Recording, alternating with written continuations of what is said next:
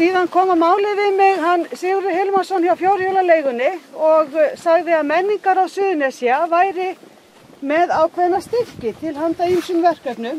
Þannig að við fórum saman af stað og sóttum styrk til þessa verkefnis og fengum.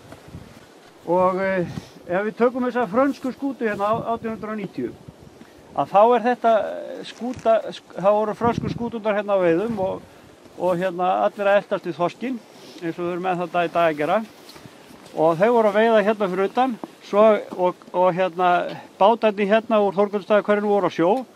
Síðan tekur ein skúta sig bara út úr og siglir hérna til lands og þeir sigla upp að hérna bátunum og kaftinninn á skútunni kemur og hrópar eitthvað til þeirra og þeir skil ekki neitt og þetta var bara blíðskapa veður og hérna og svo siglar hann þess og kruss hérna og svo bara sjá þeir hann stefna bara til lands og hann endaði upp í fjöru hérna Hraunsandur.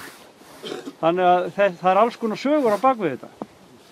Og þetta var náttúrulega mikill happafengur fyrir íbúana hérna við Þórgunnsstöðum. Það björguðu sér margir af þessu, en áhöfninni henni var bara siglt út í næstu skútu og hún fór til sín heima. Svo Hrafninn III, hann strandar hérna fyrir utan í ágætis veðri 8:10 í febrúar 88 og þar björguðust allir. Þyrla Landhelgisgæslunnar bjargaði öllum 11 mönnunum hérna sem voru borð og þeir lentu bara hérna á þessu svæði og björgunarsveitin tók við hérna. Þannig að það tókst mjög til. Þið sjáu nú hamsana úr skipinu hérna og þarna fyrir innan. Það kannski rifnaði ekki beint í sundur en við í björgunarsveitinu ætluðum að gera pening úr þessu af því að tryggingafélagi gaf okkur skipið.